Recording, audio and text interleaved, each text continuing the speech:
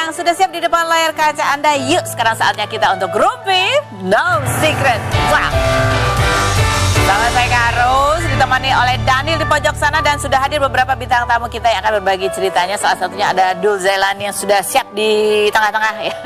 Tapi kita ke pojokan dulu ya untuk membahas apa sih yang lagi rame banget menjadi perhatian publik, menjadi kekepoan netizen dan bahkan ada yang mau kondangan online ya. Untuk hal-hal yang datang dari dunia nyata maupun dari dunia maya. Ya hari-hari ini kayaknya sampai 3 hari ke depan ini ya orang lagi kepo banget dengan pernikahannya Luna Maya dan Maxim yang seperti juga undangan yang sempat bocor diselenggarakan insya Allah besok tanggal 7 Mei di Ubud, Bali. Nah hari ini sudah dimulai rangkaian acaranya yaitu dimulai dari siraman dan ini disiarkan secara streaming melalui TS Media gitu ya. Jadi kita kepo-kepoin di situ walaupun kita juga mengirim dari insert Trans TV juga mengirim reporternya dan ada beberapa rekan-rekan media juga dan bahkan juga mungkin masyarakat sekitar yang pengen tahu juga ada. Cuman dari pihak Maxim dan Luna pengennya ini menjadi sesuatu yang private. Nah kita sudah bertanya-tanya ke reporter insert yang ada di Ubud, Bali di depan lokasi siraman begitu ya. Seperti apa sih kondisi pada saat peliputan? Kita lihat yang berikut ini dulu. Oke baik, terima kasih buat Anissa Sudrajat atas laporannya. Dan kita lihat juga dari 1 jam yang lalu kurang lebih gitu ya dari Luna dan Maxim juga update di sosial media Instagram mereka merilis tanggal pernikahannya gitu ya. Dan kita lihat capturean fotonya mana tadi itu. Ya betul diselenggarakan tanggal 7 dan 8. Ya mungkin ini akad dan kemudian dilanjutkan resepsinya di tanggal 8. Aku kepo sih kalau tadi tuh lihat aduh Luna Maya cantik sekali gitu ya. Ada beberapa momen haru dan itu senyum bahagia terpancar di wajah pengantin ya tentunya calon pengantin ya. Apalagi Luna cantik banget dengan kebayanya. Ya dalamnya agak warna pink gitu ya. Ada ini tadi foto itu tadi.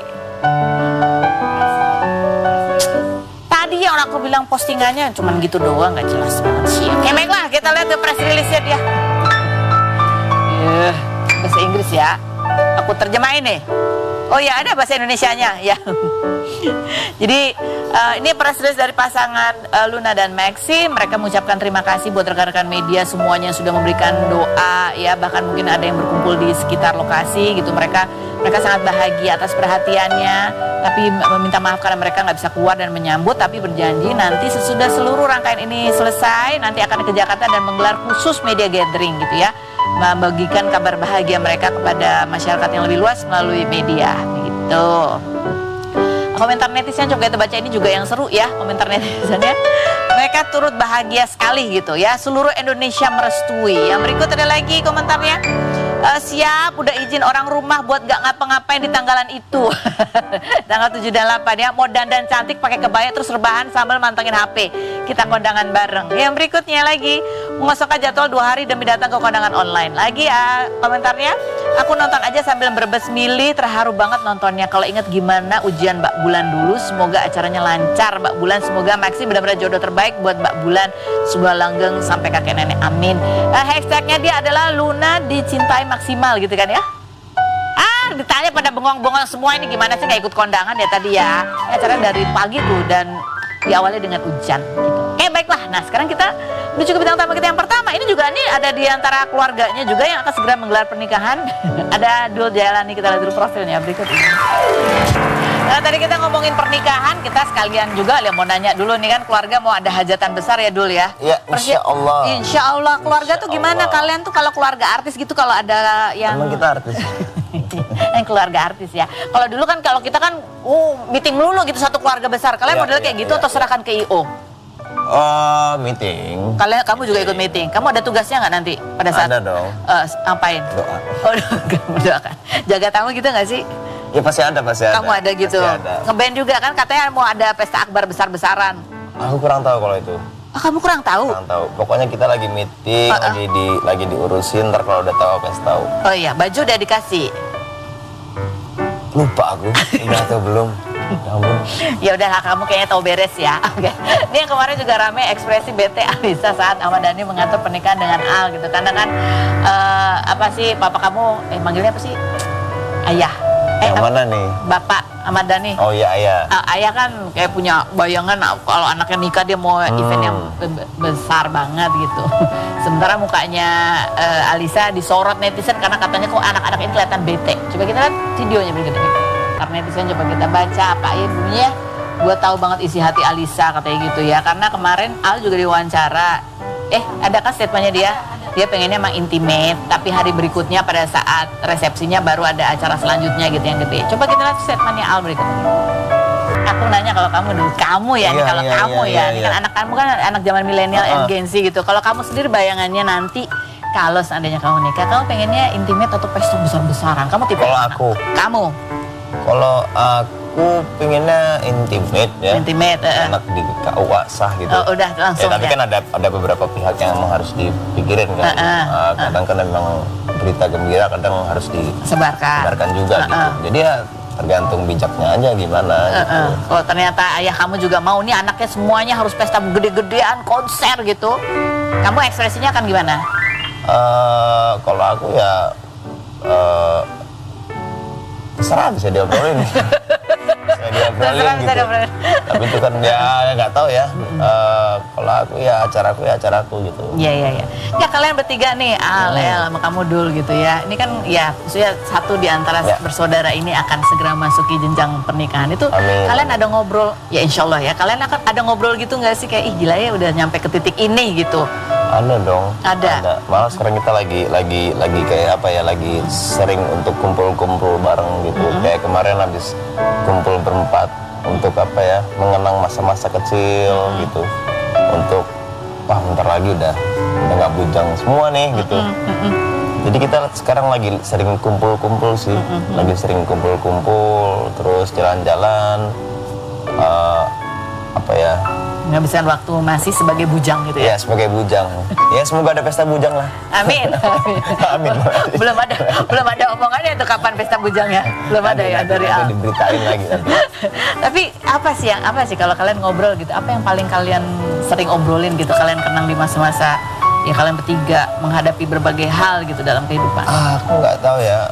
Aku tuh bersyukur banget dilahirkan dari keluarga ini gitu ya. Kakak Al, kakak El. Adik-adikku juga Syafia, Muhammad Ali gitu. Tapi kalau kasusnya kakak Al, kakak Ali kan sebentar lagi ada satu kakak yang udah mau menikah gitu ya. Banyak banget kenangannya yang apa ya, kayaknya nggak bisa diceritain gitu ya. Terlalu manis untuk dilupakan kalau kata slang gitu. Terlalu pahit untuk dilupakan juga adanya gitu. Pahit manis dua-duanya. Iya. Nggak tahu kakak yang baik-baik banget. Jadi kadang masih ada fase apa ya, setengah-setengah. Waktu cepet juga ya, nggak kerasa ya gitu maksudnya. Ya jadi untuk kalian semua yang kakak adik yang masih bujang, inilah banyakin kumpul lah sebelum nanti pada punya kehidupan masing-masing yang harus diperhatikan. Untungnya kita udah punya fase itu gitu. Jadi tinggal melepaskan kenangannya aja gitu. Tapi kalian punya fase itu, tapi sebelum ini nih, sebelum yang terakhir kalian lebih sering ngumpul, itu ada momen juga nggak sih di mana ya sibuk masing-masing juga dengan kegiatan dan kesibukan itu? Kita alhamdulillah sibuknya bareng gitu. Sibuknya bareng ngeband juga bareng gitu. Jadi masih sering ketemu ya? Sering ketemu gitu. Maksudnya AL dulu tuh apa ya, brotherhood in stage, brotherhood in life gitu. Jadi di kehidupan kita brotherhood gitu. Ada yang memecah belah, kita juga tahu gitu. Oh ini ada orang-orang yang memecah belah gitu. Ada yang adu domba, kita juga tahu. Oh ini ada orang-orang yang mengadu domba. Ada emang kayak gitu? Fase kayak gitu mau adu domba itu? Loh ini bukannya adu domba. Oh iya, enggak. Ini lagi ngomongin bukan adu domba. Enggak, tapi kamu sebagai adik gitu ya. Ada nggak sih pesan kamu buat Al atau juga mungkin buat El nanti kalau mereka sudah menikah? Yang penting happy aja sih. Kenapa? Yang penting happy. Yang penting happy. Kamu suka curhat gitu nggak sih sama kakak-kakak kamu? Atau kamu kalau curhat lebih kemana gitu? Aku orangnya curhat banget orangnya. Paling sering ke siapa? Dua-duanya. Dua-duanya? Iya. Nggak ke bunda atau ke ayah? Ke bundanya juga. Bunda ayah? Bundanya juga. Curhat, aku orangnya curhat banget. Kamu orangnya curhat banget. Oke, ini salah satu juga yang mungkin yang kita mau bahas soal curhatan kamu gitu ya. Kamu mengalami fase katanya di tahun 2022 gitu. Ya. Sebagai seorang musisi. Yuk. anak musisi besar gitu ya. Yang mungkin orang kan bilang, wah kamu anaknya Ahmad Dhani, anaknya Maya Estianty, gampang banget pasti terkenal. Dan bahkan mungkin orang melihatnya juga ada beberapa yang iri karena dianggap kamu punya privilege. Tapi ternyata tidak semudah itu. Mungkin karena aku memutuskan untuk apa ya, maksudnya nggak ambil jalan gampang gitu. Bisa aja gitu aku ambil jalan gampang, nebeng bokap atau nebeng nama besar, jalur instan terus ngetop gitu. Tapi nggak mau gitu. Aku memilih untuk belajar mandiri dan berdikari sendiri gitu.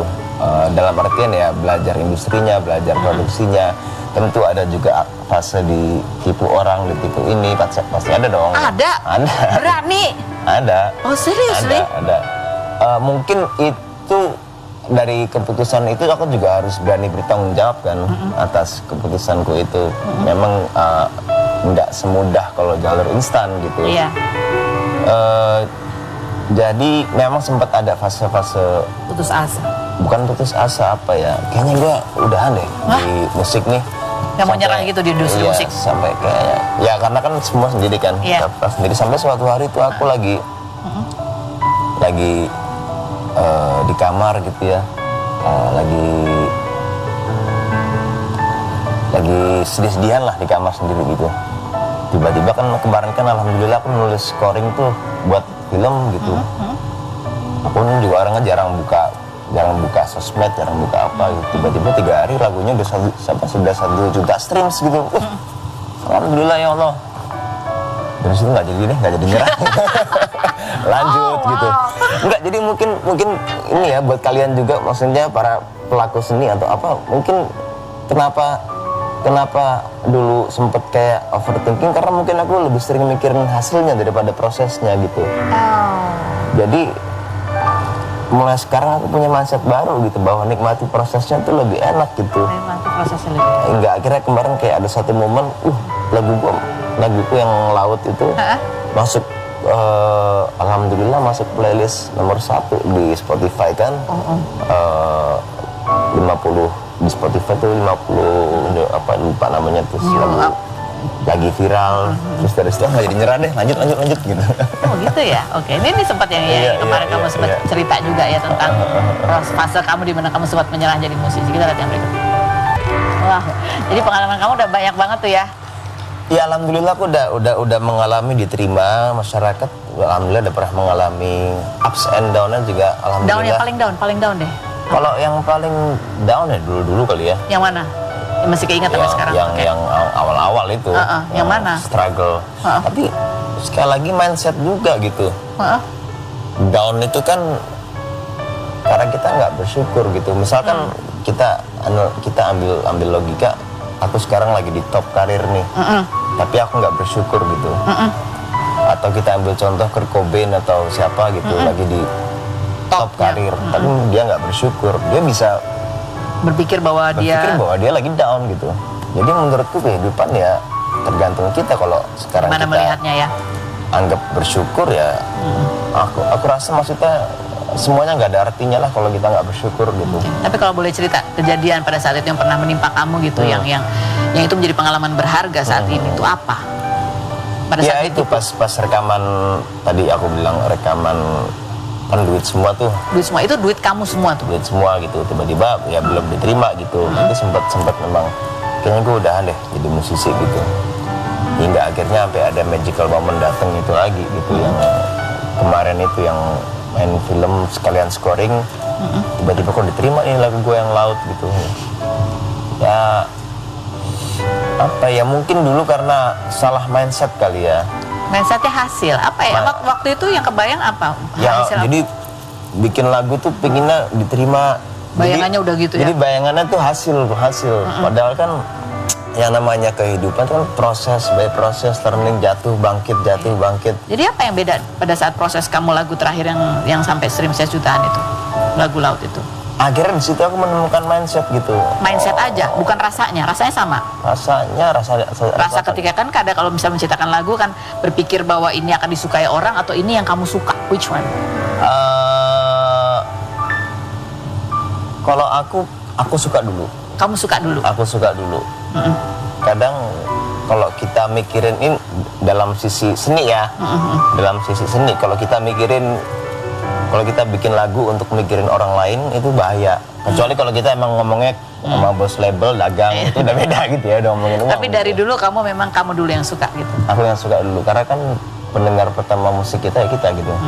Jadi cuman beda mindset pada saat kamu menciptakan lagu scoringmu ini, pokoknya kamu menikmati prosesnya, hasilnya udah lantar aja dipikirin gitu ya. Nah pas di renang nggak mikirin apa-apa malah keterima gitu. Sekarang udah organik, udah 3 juta streams di Spotify ya, gitu. Gak jadi nyerah berarti ya? Gak jadi nyerah. Nggak, maksudnya emang bagi kalian yang pengen jadi musisi gitu jangan nyerah gitu maksudnya. Jangan nyerah ya, karena gitu. kita nggak pernah tahu gitu. Karya terus aja.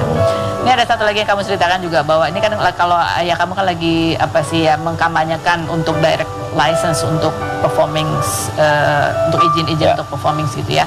Kamu bilang katanya kamu sendiri anaknya itu kalaupun bawain lagunya ayah kamu juga harus minta izin. Pernah tapi momen itu ada? Pernah. Terus dia minta bayaran nggak? Ada bayarannya kalau nggak ya? Kalau misalnya teman kamu gitu menyanyi pakai jalur teman, ordal, bayar. Nggak tahu juga. Tergantung ayah ya. Tahu. Ya kalau ayah sih lebih soal adab sih.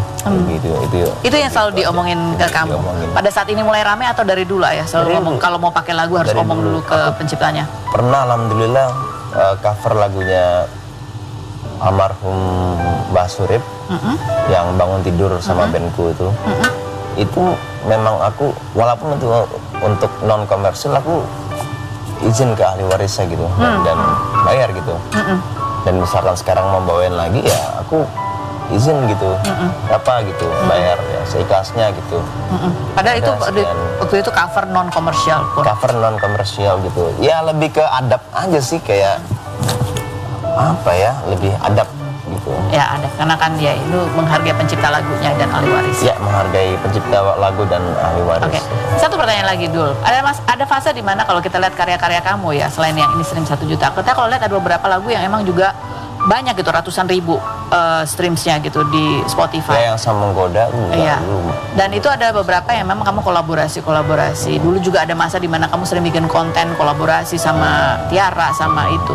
Itu buat kamu adalah sebuah fase yang akan kamu jalanin lagi nggak sih ke depannya, atau kamu sekarang akan dengan Dul aja gitu?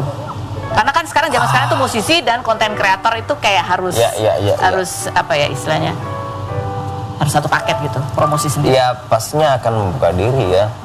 Tapi tergantung konteks lah gitu. Kalau misalkan kita lagi ngomongin idealis ya jangan nanggung gitu.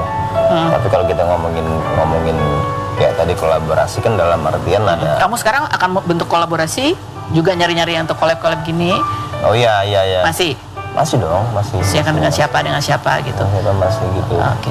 Nah kalau itu ya nggak apa-apa gitu. Maksudku kedepannya aku nggak akan berpikir tentang hasil lagi, capek gitu. Enjoy aja. Enjoy the process. Enjoy, karena aku udah mengalami apa ya, ups and down-nya gitu, dan saranku jangan pernah mikirin hasil, jangan menyerah.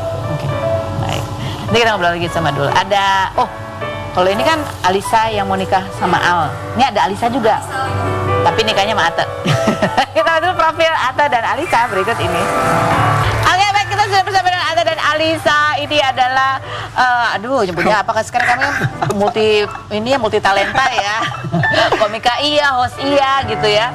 Dan kemarin dia ini unik, dia melamar Alisa itu dengan cara di roasting dulu. Mentang-mentang dia spesialisnya ngerosting, ya kan. Tapi yang membuat kita heran dan bertanya-tanya, di bulan Februari waktu diwawancara dia bilang dia masih single, ya kan? Tiba-tiba di bulan April dia go public, udah punya pacar. 2 minggu kemudian dia melamar gitu ya. Kamu sadar ya? Oke. Pelet masih manjur. Kita lihat videonya atau melamar Alisa berikut ini. Posting foto berdua di IG. Alhamdulillah responnya positif ya, Yang. Pada muji-muji. Tapi ke kamu semua. Masa kamu dibilang cantik, aku dibilang peletnya manjur. Kamu ini Gen Z ya? Kelahiran tahun 2000. Cita-citanya aja Gen Z banget. Pengen nikah di umur 25, bener? Betul. Sekarang umur berapa? 25. Tuh, aku di umur 25, cita-citanya itu cuma pengen pelihara musang pandan. Kamu pengen nikah. Tapi sekarang umur aku udah 32. Kamu tahu nggak cita-cita aku apa? Apa? Pengen ngewujudin cita-cita kamu. Asik. Oh.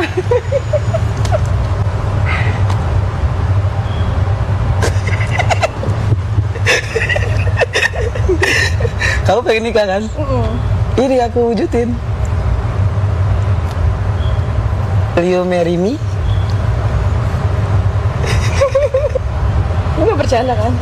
Bercanda yang tadi, ini serius. Aduh, gemeter lagi. Pas lagi. Gimana kak? Alisa, ekspresi kamu pada saat dia ngeluarin kotak itu tuh diem agak lama gitu, berapa second tuh kayak nggak ada ekspresinya tuh apa? Kaget sih kak. Kaget. Karena awalnya cuma diajakin ngonten roasting gitu. Udah dikasih tahu juga materi roastingnya kan. Terus di benak kamu tuh ada tak terima, enggak terima gitu atau gimana sih? Lebih ke kaget sih kak. Oh, lebih kaget aja. Kayak, terus apa? Takut tadi pas dibuat kotaknya musang panda dari mana gitu. Dia takut apa nih? Apa nih? Dia takut di prank ya? Iya, takutnya di prank. Takut di prank kamu. Emang dia selama kamu deket sama dia suka ngeprank dia? Bercanda sih orangnya. Oh, orangnya bercandaan Bercanda banget gitu. Jadi kalian tuh kapan kejadiannya sih? Emang sengaja disembunyikan atau gimana sih? Itu baru kenal bentar banget. Dari bulan April itu kenalannya? Enggak. Februari ya? Februari. Jadi abis kamu ngomong masih single, Ketemu. ketemu di mana? Dia di stasiun TV yang satu kan. Terus dia kerja di situ. Oh gitu, kerja sebagai kreatif. Enggak, marketing. Oh marketing. Ate Kalau lagi kreatif kan bisa sering ketemu ya. Ini gimana ceritanya? Jadi aku pas itu lagi emang kerjanya di kafe, di depan itu ada kafe. Terus tiba-tiba ada Bang Rio Dumatubun. Aku sebelumnya udah kenal juga sama Bang Rio. Terus Bang Rio bilang mau gue kenalin nggak sama ada nih komika gitu. Terus tiba-tiba Bang Rio langsung ngajak, yaudah gue ke situ ya gitu. Terus tiba-tiba datang. Dibawa. First impression kamu apa ketemu dia? Pertama kali sih ketemu agak tengil gitu sih. Tengil, agak tengil. Bukan tengik ya, Bukan, tengil. Oke, terus gimana? Itu kan Februari itu kenalan ya kan? Iya. Maret, April, itu kan cepet banget. Iya. Kamu jadi jadiannya kapan? Jadiannya di bulan April. Maret. Di bulan puasa. Iya, Sebulan. pas puasa. Pas puasa. Jadi kita udah intens ketemunya juga. Oh, jadi langsung dipepet. Nggak dikasih celah. Iya, tapi kamu bilang kan ibarat apa itu tadi kendaraan itu nyalipnya di sepertiga malam. Nah, itu dia. Masya Allah. Masya Allah, tabarakallah. Ata bohong kalau dia cuma sepertiga malam. Kayaknya udah dikeker, diincer-incer dari lama nih. Nanti kalau kita dari atas seperti apa? Selain berikut ini tetap di Room Indo Secret.